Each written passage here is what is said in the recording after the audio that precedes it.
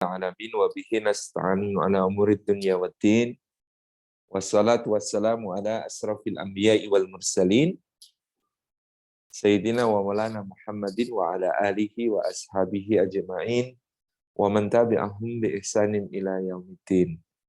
Asyhadu an la ilaha illallah al-malikul haqqul mubin. Wa asyhadu anna Muhammadan abduhu wa rasuluh shadiqul wa'dil amin. Hadratal afadil, hadratal mukarramin yang kami takdimi, segenap pimpinan dan pengurus PCIM di Jepang dan juga negara-negara di sekitarnya, di Korea Selatan, di Taiwan, di Hong Kong, di tempat-tempat lain. Kemudian yang kami takdimi seluruh rekan-rekan pimpinan dan pengurus dari lembaga-lembaga yang bergabung bersama mendukung acara sore hari ini, rekan-rekan dari KMII Jepang dan KMII cabang-cabang dan daerah yang kami takdimi, seluruh lembaga-lembaga profesi dan persaudaraan serta ikatan yang juga bergabung. Hadirin hadirat yang tidak dapat disebut satu persatu, rahimani wa rahimakumullah, puji syukur kita hadirkan ke hadirat Allah Subhanahu wa taala atas limpahan karunia-Nya kita bisa terhimpun pada kesempatan sore hari ini di dalam majelis ilmu. Meskipun hanya secara daring, secara online, insya Allah tidak mengurangi semua keutamaan bermajelis ilmu yang bisa kita raih dari sisi Allah Subhanahu wa taala. Semoga setiap langkah yang kita tempuh pada hari ini menjadi pemudah jalan kita semua menuju ke surga. Dan semoga duduk kita semua termasuk taman di antara taman-taman surga, tempat Allah mencurah-curahkan rahmat-Nya, menaungkan sayap-sayap malaikatnya, menurunkan sakinah ke dalam hati kita, dan menyebut-nyebut nama kita semua dengan bangga pada makhluk-makhluk mulia yang ada di sisinya. Hadirin hadirat yang dimuliakan oleh Allah Subhanahu wa taala, di dalam mempersiapkan diri untuk menikah, berumah tangga, dan berkeluarga, tentu menjadi sebuah hal yang serius untuk kita bahas. Juga bahwasanya di dalam keseharian rekan-rekan yang kemudian tinggal jauh dari orang tua, dari keluarga, dari kerabat dan handai tolan, bahkan dari tanah air. Ini tentu juga menjadi kekhususan tersendiri yang patut untuk menjadi concern perhatian kita semua. Biasanya saya menyampaikan materi tentang persiapan menuju pernikahan, dan termasuk diantaranya tentu persiapan menjemput jodoh, itu di dalam 5 kategori penting. Yang pertama adalah persiapan ruhaniyah. Yang kedua adalah persiapan sakafiyah. Yang ketiga adalah persiapan jasadiyah. Yang keempat adalah persiapan iqtisadiyah. Yang kelima adalah persiapan ijtimaiyah. Atau kalau kita mau sebut, ya, persiapan spiritual, yaitu ruhiyah itu, atau ruhaniyah itu spiritualnya. Kemudian persiapan ilmu, sakofiyah, itu wawasan, pengetahuan, dan keilmuan yang diperlukan untuk menjadi bekal.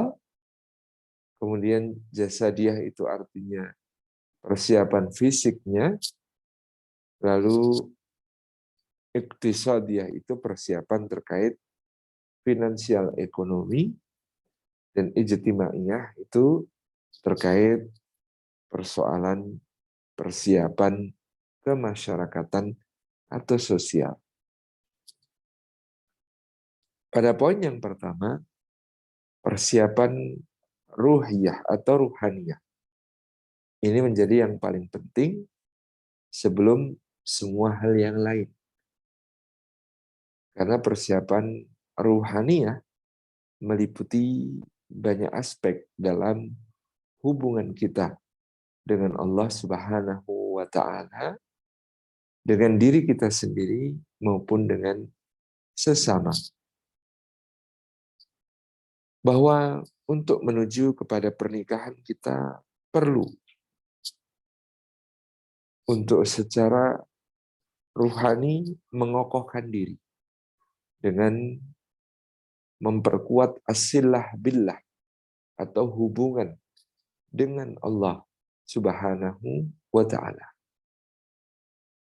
Karena pernikahan ini adalah urusan ibadah kepada Allah Subhanahu wa taala. Karena pernikahan ini sangat erat kaitannya dengan iman dan keyakinan kita. Karena pernikahan ini merupakan pintu masuk level ujian berikutnya bagi seorang manusia. Karena pernikahan ini di waktu yang akan datang akan menimbulkan konsekuensi tanggung jawab yang sangat besar dan spesifik yang berbeda dengan apa yang kita pikul ketika masih bujang, ketika masih single, ketika masih sendiri. Nah, maka ketika kita menuju kepada pernikahan, sangat penting bagi kita untuk menata sisi ruhani kita dalam arti hubungan dengan Allah Subhanahu wa taala.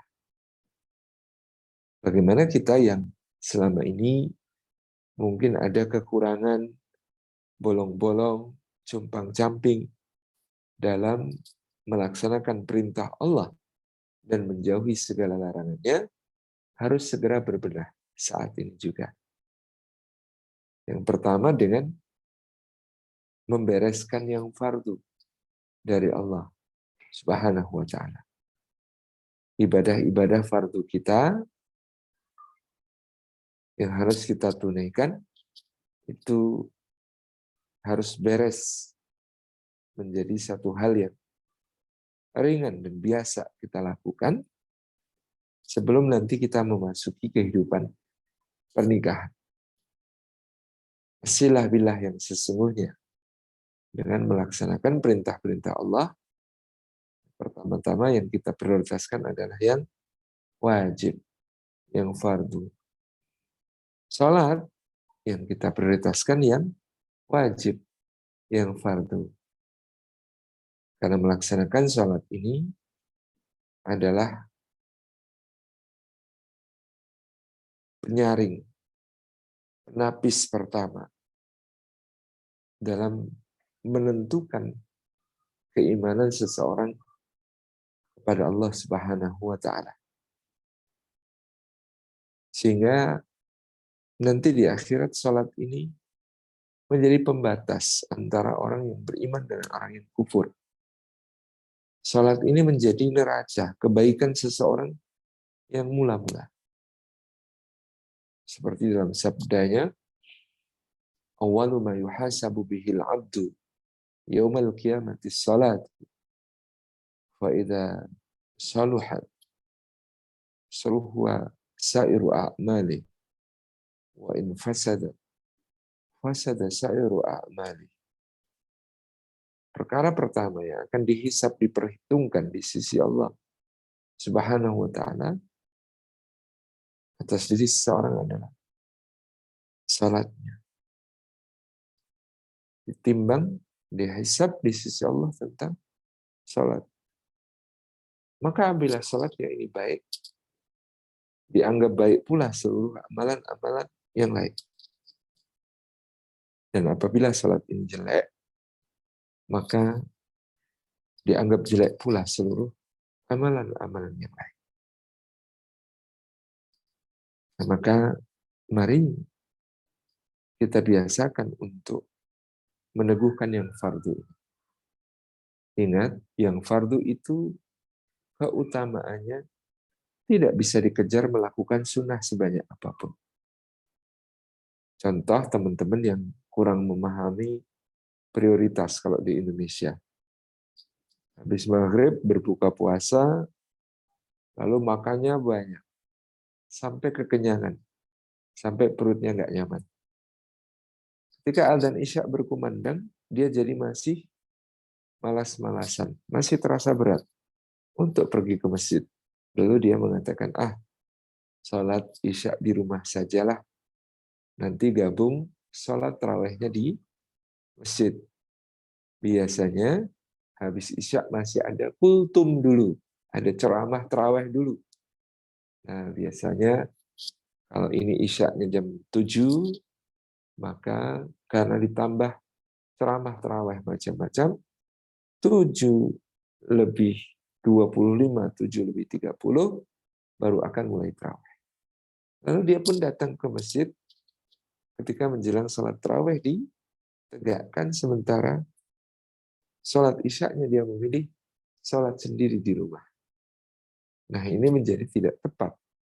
Karena kita menyimak hadis Nabi Shallallahu Alaihi Wasallam, sholat Isya berjamaah itu nilainya sama dengan qiyamul lail separuh malam penuh. Jadi sholat Isya berjamaah itu nilainya seperti qiyamul lail, sholat malam separuh malam penuh. Adapun sholat subuh berjamaah itu seperti qiyamul lail semalam suntuk dari ba'da Isya sampai menjelang subuh. Maka dari itu fardunya menjadi prioritas. Bahkan kalaupun tidak mendapat yang sunnah, mendapatkan yang fardu itu tentunya sudah merupakan hal yang mencukupi. Sehingga misalnya dalam kitab Lataiful Ma'arif, sekalian untuk menjadi wawasan bagi kita, Imam Ibnu Rajab Al-Hambali rahimahullah ta'ala memberikan pendapat apabila malam Lailatul Qadar turun dan terjadi. Bagaimanakah syaratnya orang untuk mendapatkan keutamaan malam tersebut?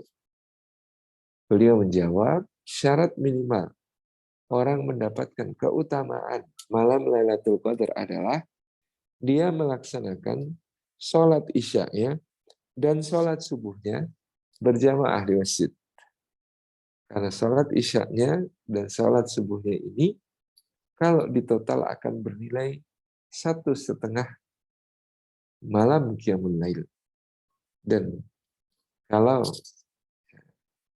kita mendapatkan Lailatul Qadar pada saat itu, tentunya menjadi lebih baik daripada 1.000 bulan. Karena 1,5 malam, maka menjadi lebih baik daripada 1.500 bulan. Mudah-mudahan begitu. Ini karena tadi ya, ada qiyamul lailnya yang diwakili oleh sholat Isya dan subuh untuk menunjukkan fardu itu sangat berharga. Maka dalam sholat kita perlu menghayatinya sedalam-dalamnya karena sholat itu kekuatan. Sampai-sampai Rasulullah SAW mengatakan kepada Bilal, ya Bilal, arihna bis shalah. Wahai Bilal, istirahatkan kami dengan sholat. Menunjukkan betapa dahsyatnya aktivitas beliau di luar sholat yang sangat menguras tenaga, lahir maupun batin, sehingga salah satu cara untuk merehatkan dirinya adalah dengan melaksanakan sholat, dengan meminta Bilal mengumandangkan adzan.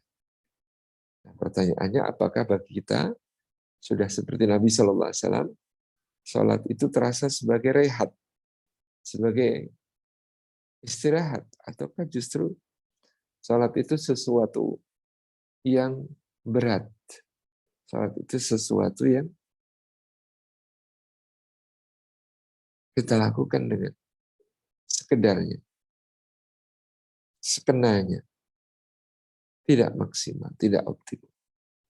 Ini tentu hal yang sudah kita pahami, tetapi mudah-mudahan bermanfaat bagi pengingat kita. Ini menjaga yang fardu. Nah, yang fardu ini kita jaga, sesudah itu boleh kita tambah yang sunnah-sunnah. Kalau di bulan Ramadan berarti kefarduannya ditambah dengan puasa yang fardu. Puasa yang juga dianugerahkan Allah kepada kita untuk menjadikan kita menggapai derajat takwa. Sebagaimana salat juga mencegah perbuatan keji dan mungkar. Jadi kenapa kita itu penting untuk menjaga salat kita? Karena salatlah yang akan menjaga kita. Dengan salat subuh yang khusyuk, antara subuh sampai duhur, dosisnya mencukupi untuk menjaga kita, na'udzubillah, dari terjatuh ke dalam perbuatan keji ataupun mungkar. Maka kalau puasa juga sedemikian adanya. Menjadikan kita sebagai insan yang bertakwa sebagaimana tujuan umum semua ibadah mahdhah itu juga untuk menjadikan orang bertakwa kepada Allah. Nah, kadang-kadang ketika kita membaca ayat bahwa kita diwajibkan untuk berpuasa fardu di bulan Ramadan ini, la'allakum tattaqun, agar kalian bertakwa. Kita lalu menerjemahkan takwa sebagai menjalankan segala perintah Allah dan menjauhi segala larangannya. Maka kadang-kadang la'allakum tattaqun itu menjadi kurang menarik, kurang greget ya di dalam memberi kita alasan yang kuat untuk melakukannya dengan semangat. Maka kita perlu memahami la'allakum tattaqun, supaya kalian bertakwa itu tetap manfaatnya kembali kepada kita yang beribadah, bukan untuk Allah. Karena Allah Subhanahu wa taala pada hakikatnya tidak berhajat, tidak memiliki kebutuhan apapun pada semua ibadah yang ditunaikan oleh hambanya. Semua kebaikan itu atas perintah Allah menegakkan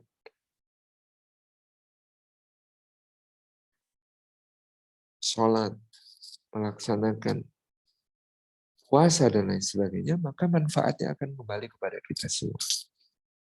Contoh memahami secara ruhani di sini. La'allakum tattaqun, supaya kalian bertakwa.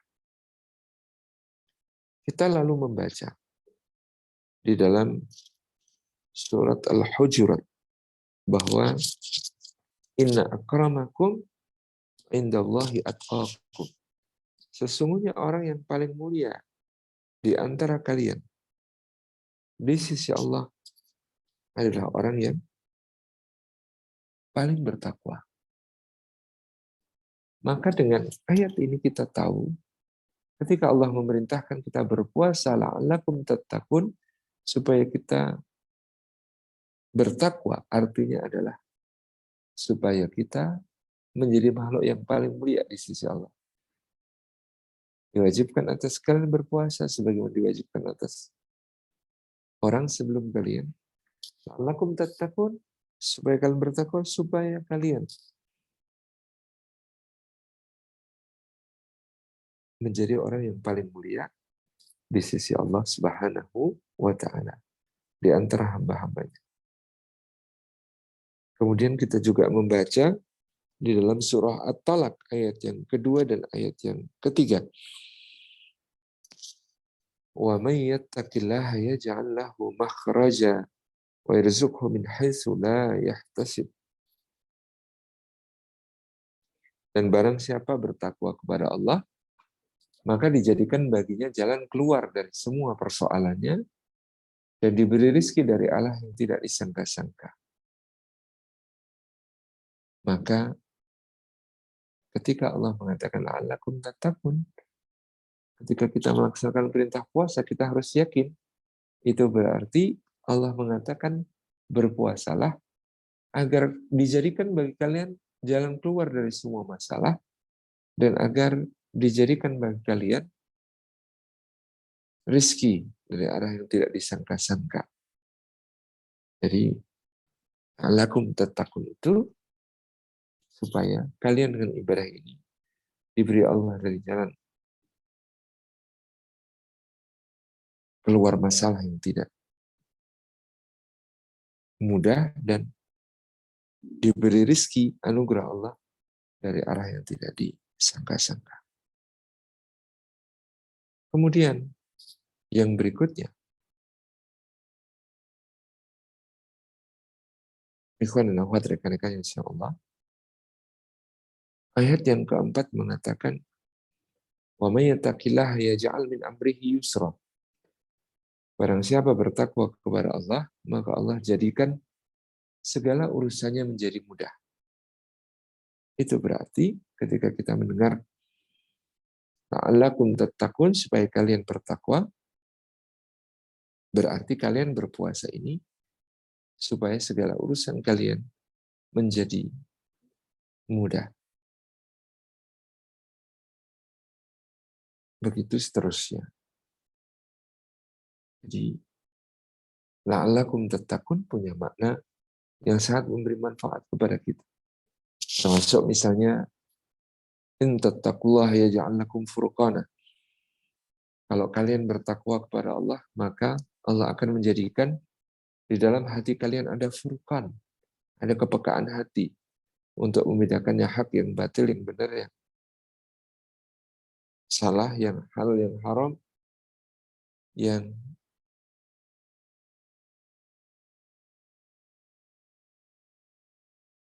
baik maupun buruk, terpuji maupun tercela. Itu kepekaan yang Allah karuniakan kepada kita karena puasa. Dan predikatnya adalah kekasih Allah, seperti firman Allah Subhanahu wa taala, "Ala inna awliya Allahi la khaufun 'alaihim wa la hum yahzanun, alladzina amanu wa hum yattaqun."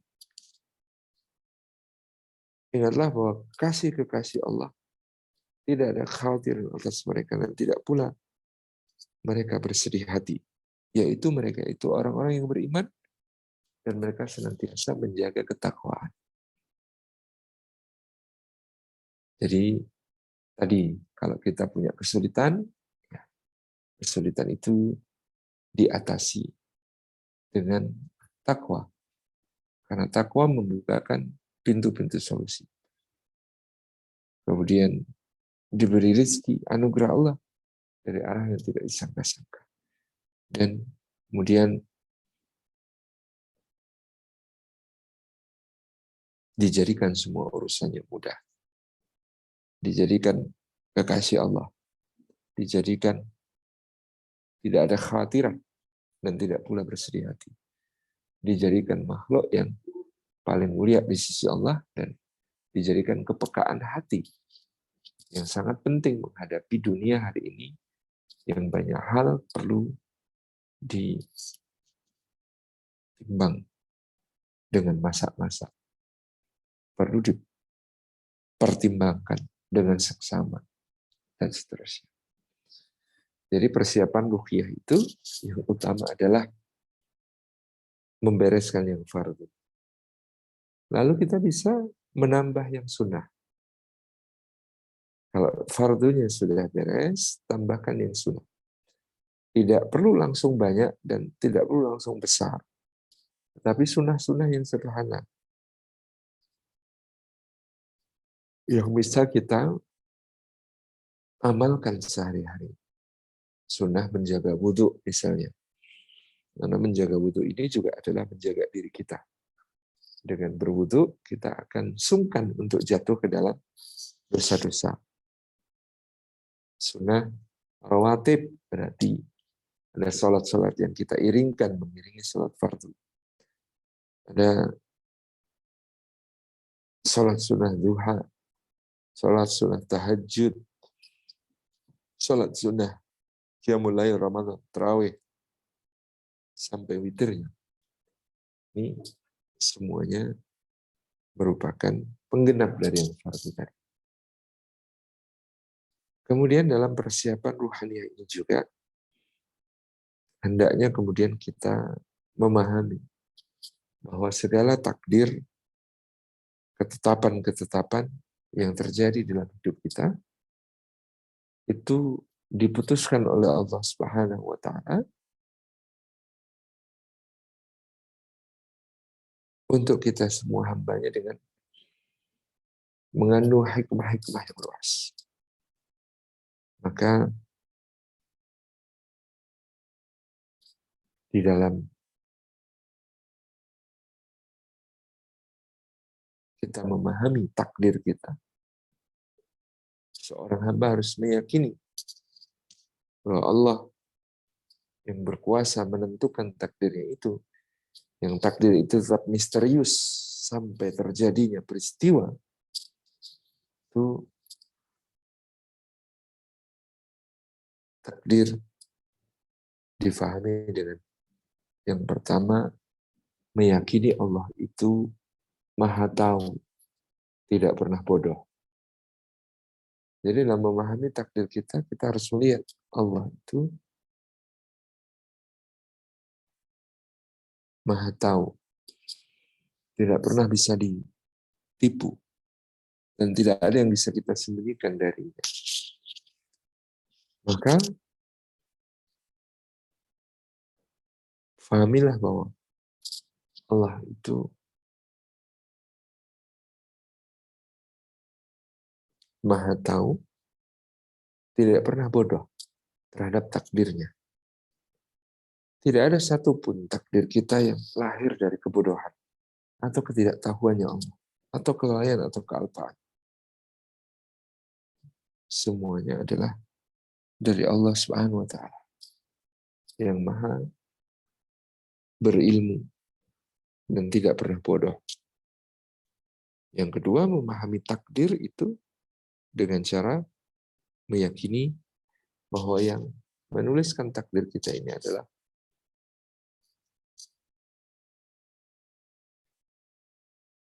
Allah Subhanahu wa Ta'ala yang maha benar, tidak pernah keliru.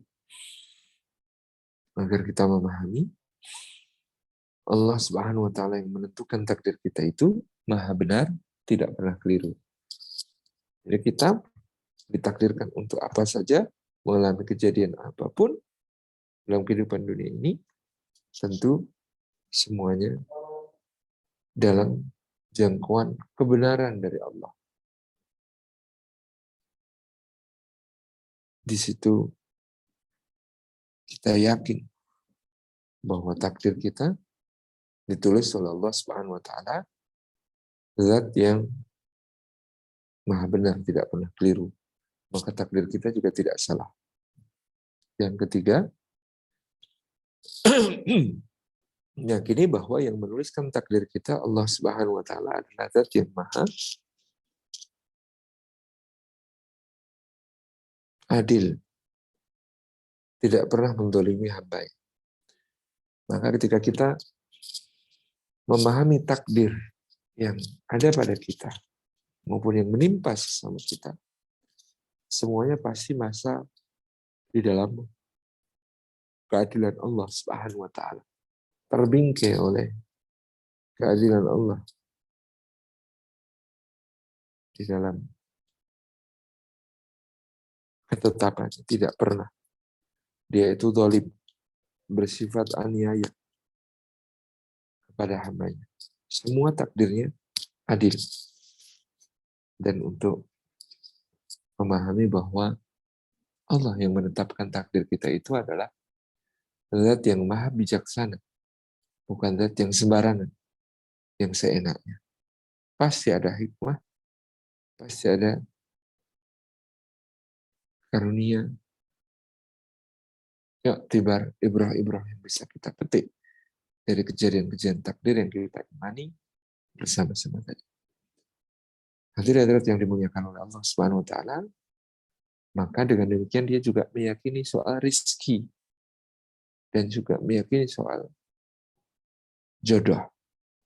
Dalam persiapan ruhaniah ini, bahwa rizki itu maktub, tertulis di Lauhil Mahfuz di sisi Allah Subhanahu wa taala, itu termasuk di antaranya jodohnya telah ditulis oleh Allah Subhanahu wa taala, ditetapkan, dan tentunya masing-masingnya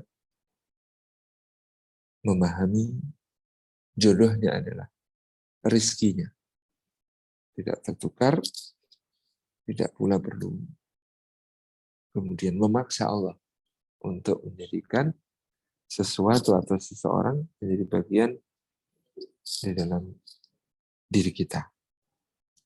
Hadirin hadirat yang dimuliakan oleh Allah, memahami rizki sebagai ketetapan, maka ikhtiar menjemputnya adalah ibadah kepada Allah Subhanahu wa taala.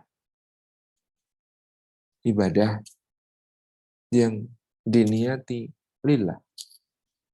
Ibadah yang diniati untuk meraih barokah. Ibadah yang diniati untuk meraih ridha Allah Subhanahu wa taala di kehidupan dunia maupun di akhirat. Maka dia niatkan untuk ibadah, dan di antara bentuk ibadah itu syukur kepada Allah. Seperti yang dikatakan Sayyidina Umar bin Abdul Aziz, ya, syukur itu nikmat yang lebih besar daripada nikmat yang disyukurinya. Mampu bersyukur itu nikmat yang lebih besar daripada nikmat yang disyukuri itu sendiri. Maka di dalam rizki yang dijaminkan Allah untuk kita, wa ma min dabbatin fil ardi illa Allahi rizquha, tidak ada yang melata di atas bumi melainkan Allah Subhanahu wa taala yang menjamin untuknya rizkinya. Itu kita memahami menjemputnya sebagai suatu ibadah yang agung kepada Allah. Ikhtiar yang agung kepada Allah. Di mana dia diletakkan terserah kepada Allah. Seperti Sayyidah Hajar yang bolak-balik di antara Safa dan Marwa mencari air untuk putranya yang kehausan, menangis sampai kejang dan hampir meninggal. Dia bolak-baliknya di Safa dan Marwa. Tetapi air Zam-Zam itu memancar di kaki bayi Ismail yang tadi menangis dan sangat kasihan, tidak mampu berbuat apa-apa. Kita berikhtiar, berjuang. Hasilnya terserah Allah. Juga di dalam soal jodoh misalnya. Karena ada kawan dulu diceritakan, dia kuliah S1 di Singapura. Makanya ketika akan menikah, dia pengen punya istri yang orang Melayu Singapura campur Chinese Muslimah. Nyari-nyari di Singapura. Ternyata nggak dapet. Akhirnya dia pergi kuliah S2 ke Australia. Ketika kuliah di Australia, ketemu banyak keturunan Lebanon, ya, Muslimahnya. Dan dia berjanji akan menikah dengan, ya, Muslimah keturunan Lebanon di Australia. Ternyata tidak ada yang mau. Kemudian dia pun pergi S3 ke Jerman. Di Jerman itu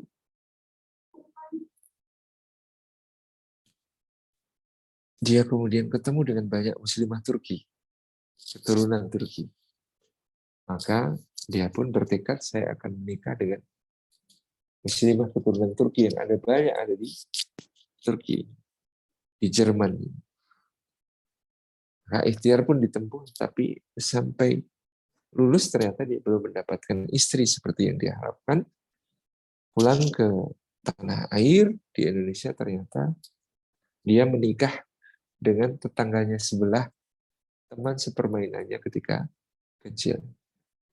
Misteri jodoh dan rizki yang luar biasa. Nyarinya sampai ke Singapura, nyarinya sampai ke Australia, nyarinya sampai ke Jerman, ternyata sebelah rumah jodohnya. Dan itu ya sebuah hal yang kemudian memang ada dan bisa terjadi. Jadi kita yakin menjemput rizki, menjemput jodoh ini sudah dengan keyakinan pasrah kepada Allah, prasangka baik kepada Allah, serahkan kepada Allah sehingga kita tidak naif, misalnya mencari jodoh yang sempurna, jodoh yang ideal, itu justru keliru karena jodoh itu memang dua orang yang sama-sama tidak sempurna bertemu untuk saling menguatkan satu sama lain tentang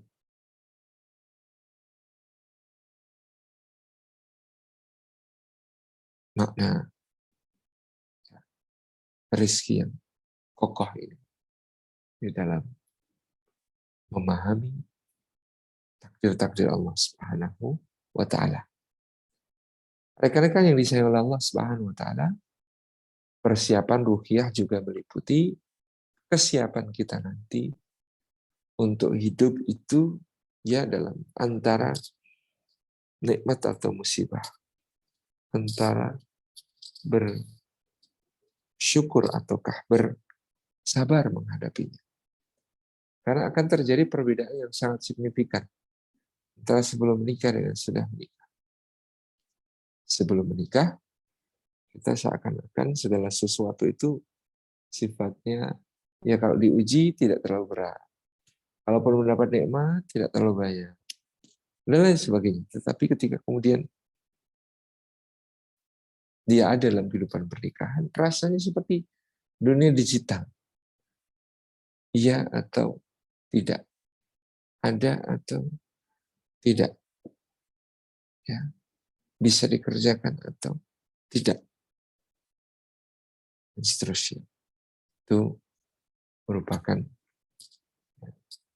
hal yang lebih akan kita hadapi setelah menikah, memerlukan senjata untuk selalu syukur dan sabar kepada Allah Subhanahu wa taala. Syukur atas segala anugerahnya tadi, i'mal ala Daud syukran, bekerjalah hai keluarga Daud untuk bersyukur, wa qalilan min ibadiyas syakur, dan sedikit sekali di antara hambaku yang pandai bersyukur. Maka inilah seorang yang akan memasuki kehidupan pernikahan, menjemput jodoh, dia memahami betapa tidak ada yang sempurna, maka mereka dua makhluk yang saling menyempurnakan, bahwa takdir Allah berat dan ringan, susah dan senang, semuanya akan silih berganti, sehingga dia harus siap menjadi bagian dari persiapan-persiapan tersebut. Persiapan ruhiyah juga memberikan kepada kita gambaran bahwa nanti kalau terjadi masalah dalam kehidupan rumah tangga, maka kita harus siap rujuk kepada aturan-aturan agama, syariat, fikih. Sehingga kesiapan untuk bersyukur, kesiapan untuk bersabar itu memang merupakan satu latihan tersendiri yang nanti akan sangat bermanfaat ketika sudah menikah. Ini sekelumit tentang persiapan ruhaniyahnya. Yang kedua adalah persiapan sakofiyahnya. Persiapan ilmu untuk menyongsong kehidupan pernikahan tersebut. Ilmu ini tentu luas sekali skupnya. Meliputi ilmu agama. Basic, dasar, yang harus dikuasai setiap mukmin. Ya. Sebagai seorang muslim dan muslimah, mukminah dan mukmin.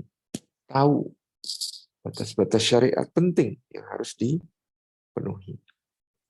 Misalnya mengetahui hukum-hukum tentang suci dan bersuci.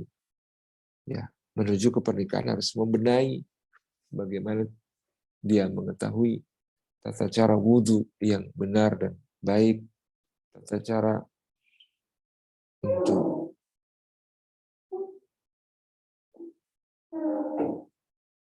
melaksanakan mandi jinabah, doa ketika berhubungan suami istri, doa ketika akan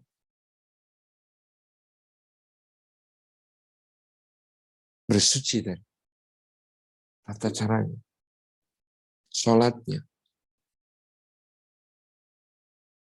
sholat berjamaah, ilmu yang sangat banyak, mengetahui zakatnya nanti untuk dibayarkan dan sebagainya.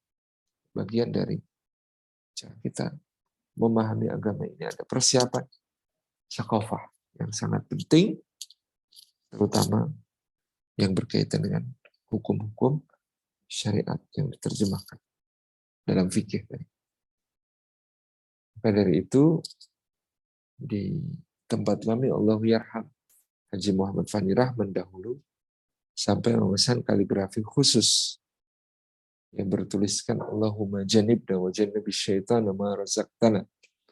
Doa sebelum berhubungan suami istri. Itu dibikin ya kaligrafi besar. Karena apa? Karena beliau berhasil mensurvei ya, bahkan anak-anak remaja masjid pun hanya 20% yang tahu apa sebenarnya doa dan maksud dari doa ketika orang hendak bersetubuh, ketika orang hendak menjalani hubungan suami istri, doanya dan sebagainya. Nah, ini perlu tata cara mandinya misalnya, yang kemudian sangat perlu untuk dikuasai ilmunya. Belum lagi ilmu tentang membangun keharmonisan di antara suami dan istri. Ilmu untuk berkomunikasi. Karena laki-laki dan perempuan diciptakan berbeda oleh Allah Subhanahu wa taala. Walaisa dzakaru kal unsa, dan tidaklah laki-laki itu seperti perempuan dalam keseharian pun. Maka sangat penting untuk memahami ilmu dalam rangka saling mendalami, saling mendahului ilmu untuk jadikan setiap langkah kita itu dilandasi dengan pengetahuan. Kita bisa melihat betapa berbedanya cara mencintai lelaki dengan cara mencintai perempuan. Tetapi ketika sudah menikah, banyak yang tidak sadar mereka mencintai pasangannya dengan caranya mencintai dirinya sendiri. Contoh,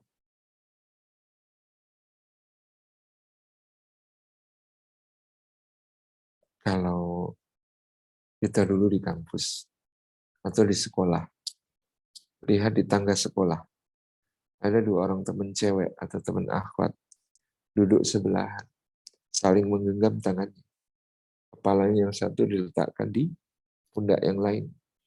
Habis menangis, roman mukanya masih merah matanya. Mereka saling menguatkan dengan bergenggam tangan. Itu kalau perempuan, itulah cara perempuan untuk saling menguatkan satu sama lain ketika mereka dalam masalah yang berat.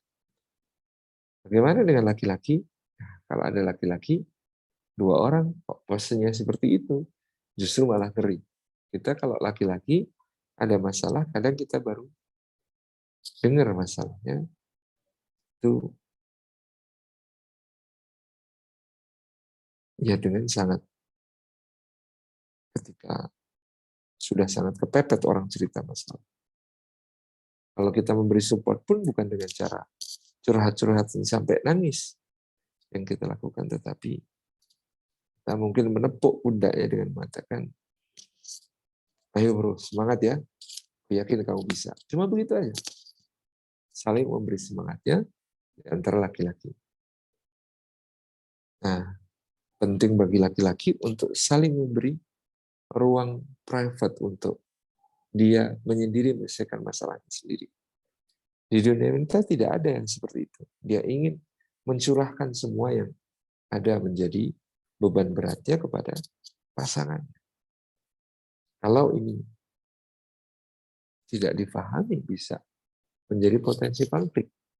Ada banyak suami merasa mencintai istrinya dengan sangat luar biasa. Istrinya merasa diabaikan, dianggap nggak ada sama sekali. Sebaliknya, ada seorang istri yang merasa sangat mencintai suami.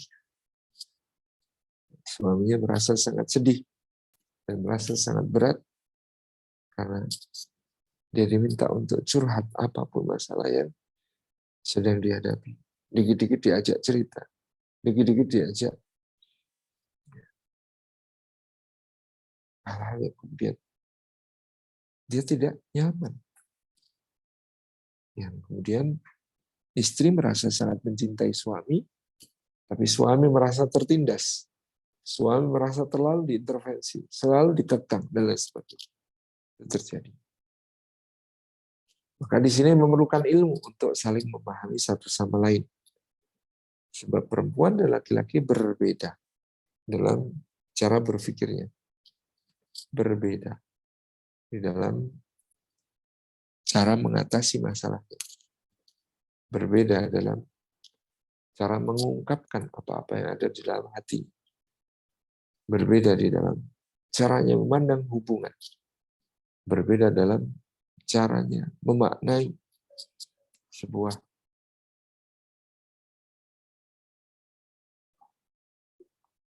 masalah, keadaan, peristiwa. Ada sudut pandang yang berbeda. Yang tanpa saling memahami bisa menjadi pemicu konflik yang sangat disayangkan. Itu dalam kehidupan rumah tangga.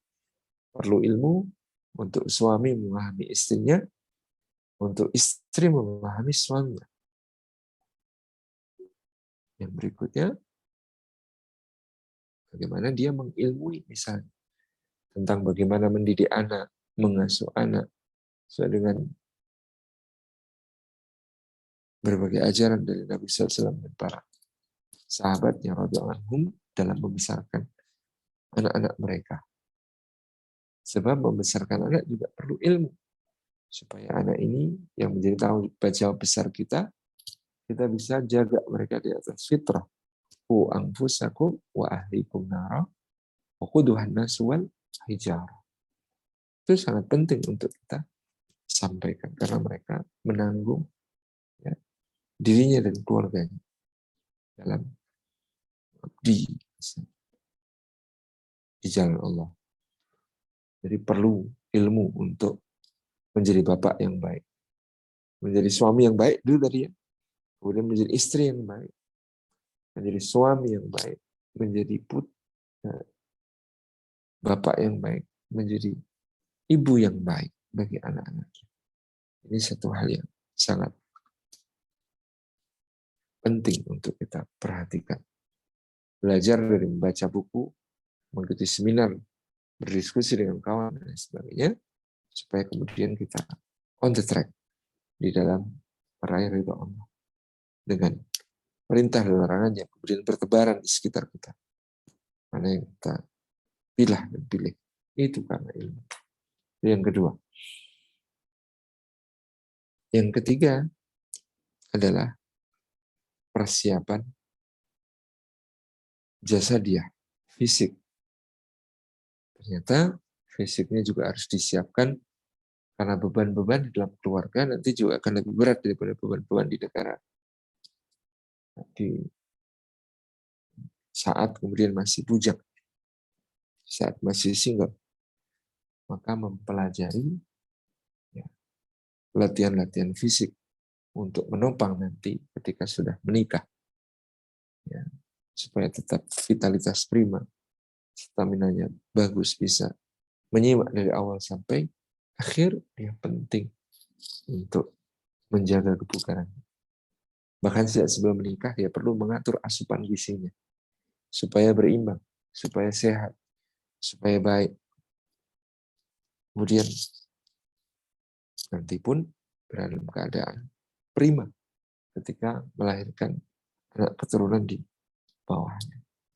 Itu tanggung jawab kita untuk melahirkan generasi yang lebih baik di masa yang akan datang. Maka dulu ada guyonan waktu saya muda. Jangan sampai menunya pagi super mie, siang Indomie, malam sari sama-sama instan. Jangan sampai. Jadi mengatur pola makan sejak sekarang, mengatur kesehatan sejak sekarang, gaya hidup sejak sekarang, kita berharap bisa dikarunia Allah umur yang panjang, umur yang sehat dalam ketaatan kepada Allah Subhanahu wa taala. Di situ ada persiapan fisik yang memadai. Kalau akhwat ada penyakit-penyakit yang berkaitan dengan reproduksi, keputihan misalnya, segera selesaikan sekarang, menghadap kepada dokter, jangan malu untuk kemudian menjalani terapi-terapi yang memungkinkan untuk ditunaikan, baru kemudian disusulkan seperti itu. Jadi sangat penting untuk menjaga asupan gizi, pola makan, gaya hidup, dan lain sebagainya, karena kita punya tanggung jawab besar di masa yang akan datang, dia harus berkualitas. Yang ketiga. Yang keempat, persiapan iktisadiyah, persiapan ekonomi. Selain mampu bekerja dan mencari nafkah, dia juga harus punya keterampilan untuk mengelola keuangan. Ada orang yang pendapatannya tidak banyak, tapi karena pengelolaan keuangannya bagus, semuanya cukup dan bisa ditunaikan. Ada orang yang penghasilannya sangat besar, tapi tanpa perencanaan keuangan. Tentu itu bisa menjadi hal yang berdampak sangat buruk. Ustaz, di Waktu Jepang ya? sudah masuk waktu maghrib. Dan Oh, Masya Allah, selamat berbuka puasa untuk teman-teman yang berada di Jepang, dan selamat menunggu berbuka untuk teman-teman yang di negara lain dan di Indonesia. Baik, mohon maaf. Saya persingkat, saya lanjutkan bahwa ini persiapan ya, ekonominya, kesediahnya, dia punya ilmu untuk mengatur pemasukan dan pengeluaran, mengelolanya dengan baik, bisa berinvestasi ya untuk masa depan, ya bukan hanya sekedar menabung, tapi bisa berinvestasi, misalnya dengan teman-teman sekarang bekerja di negara lain, katakanlah begitu, memiliki pendapatan yang kalau dibandingkan dengan apa yang didapat dengan bekerja di Indonesia mungkin lebih. Nah, bagaimana mengelolanya dengan baik agar ketika pulang nanti ya tetap sustain, ya bisa berkelanjutan, ya, pendapatan-pendapatan itu bahkan berkembang meluas menjadi investasi yang positif. Itu penting. Nah, akhwat juga penting belajar ilmu bagaimana caranya membelanjakan uang atau menghabiskan uang.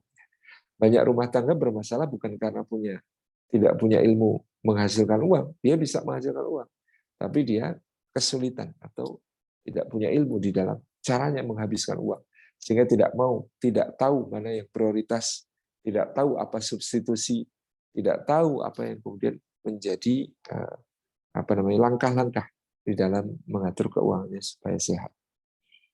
Kemudian yang kelima adalah persiapan sosial, persiapan ijtimaiyah. Kalau di Jepang ya mungkin berbeda nanti dengan ketika kita di Indonesia, bagaimana nanti kita akan menjalani kehidupan sosial.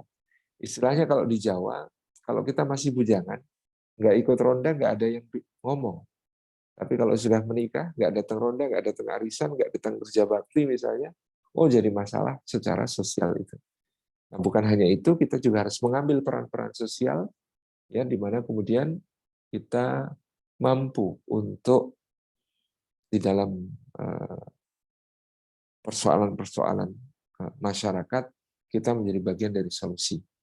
Ya mungkin ada yang punya social skill, bisa jadi MC, social skill, bisa ceramah, social skill, bisa adzan, social skill, yang kemudian bisa menjadikannya punya peran di tengah masyarakat. Itu akan menjadi sangat baik. Demikian saya cukupkan terlebih dahulu, Mas Basit. Mudah-mudahan bermanfaat.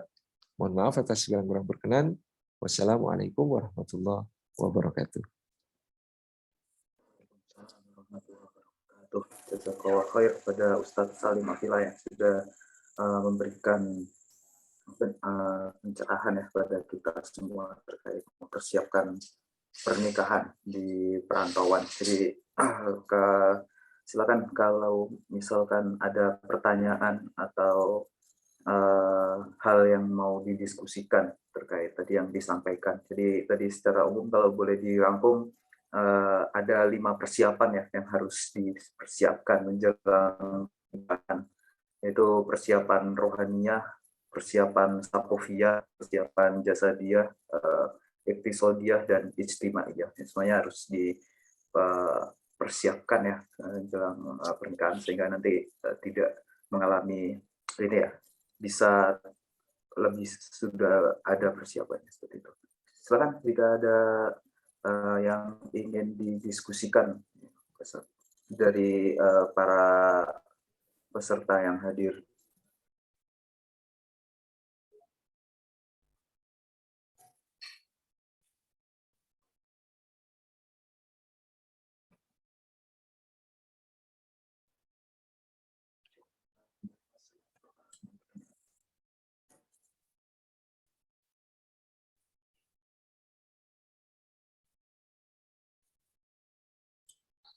Boleh, mungkin saya bertanya. Ya. Cek. Bismillahirrahmanirrahim. Assalamualaikum warahmatullahi wabarakatuh. Waalaikumsalam warahmatullahi wabarakatuh. Ya, izin bertanya Ustadz. Perkenalkan, nama saya Sutan dari Fukuoka, mahasiswa S2. Jadi tadi sempat dimention juga ya tentang persiapan untuk rohaniyah, Ustadz. Sempat tersentil juga ya berkaitan dengan jamaah nih Ustadz ya. Kalau di Indonesia mungkin insya Allah bisa terjaga Ustadz untuk sholat 5 waktu berjamaah gitu ya di masjid tepat waktu insya Allah gitu ya.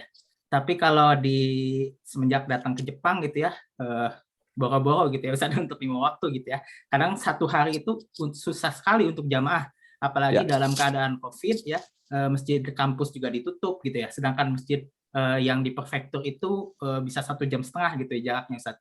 Nah sedangkan juga kalau misalnya untuk berjamaah di rumah kan masih sendiri Ustadz ya, jadi nggak ada jamaah juga. Nah. Jadi dalam suasana 5 waktu, apalagi dalam puasa gitu ya, kadang juga telat sahur juga gitu Ustadz ya, kalau kadang-kadang. Nah itu bagaimana Ustadz untuk menyikapi hal tersebut? Apakah itu termasuk dengan rukhsah atau seperti apa Ustadz? Mohon penjelasannya. Baik. Barakallahu fikum. Iya, tentu Allah Maha mengetahui apapun yang menjadi kondisi-kondisi kita ya. Kalau kita sudah mengupayakan semaksimal mungkin untuk bisa sholat berjamaah, meskipun mungkin sepekan hanya sekali ya, atau bahkan bisa 2 pekan sekali katakanlah, yang menjadi kemungkinan untuk kita untuk melaksanakannya. Insya Allah ketika kita sholat sendiri pun kita bisa niatkan, ya Allah sebenarnya aku niat berjamaah, tetapi karena tidak ada yang bisa diajak berjamaah, maka aku sholat sendiri. Insya Allah mudah-mudahan dengan begitu mendapatkan pahala berjamaah. Allah bisa. Semoga dari pertanyaannya Mas Ustadz, dari yang disampaikan oleh Ustadz. Jadi semoga kita bisa sama-sama ya, terutama yang sedang akan persiapan nikahan ataupun yang sudah bisa memantapkan itu tadi ya terkait rohaniah, safofiyah atau pengetahuan, jasadiyah atau jasmani, kemudian iktisodiyah itu terkait ini ya finansial, dan istimaiyah kehidupan sosial sehingga tercipta keluarga yang sakinah mawaddah warahmah. Untuk pertanyaan dibatasi yang terbatas dan mohon berkenan untuk Ustadz Salim memimpin doa untuk kita semua. Silakan Ustadz. Baik, kita berdoa bersama-sama. A'udzubillahi minasyaitonirrajim. Bismillahirrahmanirrahim. Alhamdulillahirabbil alamin. Hamdan syakirin hamdan na'imin, hamdan yuwafi ni'amahu wa yukafi'u mazidah. Ya Rabbana lakal hamdu kama yanbaghi li jalali wajhika wa 'azimi sultanik. Allahumma fashalli wa sallim wa barik ala sayyidina wa habibina wa syafi'ina wa maulana Muhammad ibn Abdullah wa ala alihi wa ashabihi wa mawalah. Warḍallahumma an sadatina Abu Bakar wa Umar wa Utsman wa Ali wa an kulli sahabati Rasulillah ajma'in. Warḍa anna ma'ahum bi rahmatika ya arhamar rahimin. Allahumma fil lil mu'minina wal mu'minat wal muslimina wal muslimat al ahya'i minhum wal amwat innaka sami'un qaribun mujibud da'wat. Ya qadiyal hajat rabbana ighfir lana wa li ikhwanina alladhina sabaquna bil iman wa la taj'al fi qulubina ghillan lil ladzina amanu rabbana innaka ra'ufur rahim. Rabbana ighfir lana wa liwalidina warhamhum kama rabbawna shighara. Allahumma a'inna ala dzikrika wa syukrika wa husni ibadatik. Allahumma aslih lana dinana alladhi huwa ismatu amrina wa aslih lana dunyana allati fiha ma'ashuna wa aslih lana akhiratana allati ilaiha ma'aduna. Allahumma inna nas'aluka ridhaka wal jannah wa na'udzubika min sakhatika wan nar. Allahumma inna nas'aluka al-huda wat tuqa wal afafa wal ghina. Allahumma inna nas'aluka salamatan fid dini wa afiyatan fil jasad wa barakatan fil rizqi wa ziyadatan fil ilmi wa taubatan qabla al-maut wa rahmatan 'indal maut wa maghfiratan ba'dal maut. Allahumma hawin 'alaina fi sakratil maut wan najata minan nar wal 'afa 'indal hisab. Rabbana hab lana min azwajina wa dhurriyyatina qurrata a'yun waj'alna lil muttaqina imama. Rabbana atina fid dunya hasanah wa fil akhirati hasanah wa qina adzaban nar wa adkhilna jannata mal abrar. Ya aziz ya ghaffar ya rabbal alamin. Subhana rabbina rabbil izzati amma yasifun wa salamun alal mursalin walhamdulillahi rabbil alamin. Amin. Amin. Jazakallah khair pada Ustadz Salim Afillah untuk ceramah dan doa penutupnya. Semoga menambah ilmu bagi mengingat kembali Jawa PCM Jepang bersama PCI Muhammadiyah Asia Timur akan mengadakan kajian kembali di pekan depan dari tanggal 11 sampai 15 April dengan pembicara ini beberapa materi yang Jawa berhubung saya tinggal di Jepang, bagaimana bertransaksi, bergembira dalam memakai pendidikan Islam, identitas Pancasila dan meningkatkan keamanan di negara minoritas. Kurang lebihnya saya segala khilaf selama memandu jalannya pengajian kali ini. Kita sama-sama tutup dengan doa penutup majelis. Subhanallah wa bihamdika asyhadu an la ilaha illa anta astaghfiruka wa atubu ilaik. Wassalamualaikum warahmatullahi wabarakatuh. Waalaikumsalam warahmatullahi wabarakatuh. Baik, barakallahu fiikum. Selamat berbuka. Ustaz. Ya, khairan. Ayo. Ya, taqabbalallahu minna wa minkum. Amin. Insyaallah. Assalamualaikum, pamit. Waalaikumsalam warahmatullahi wabarakatuh.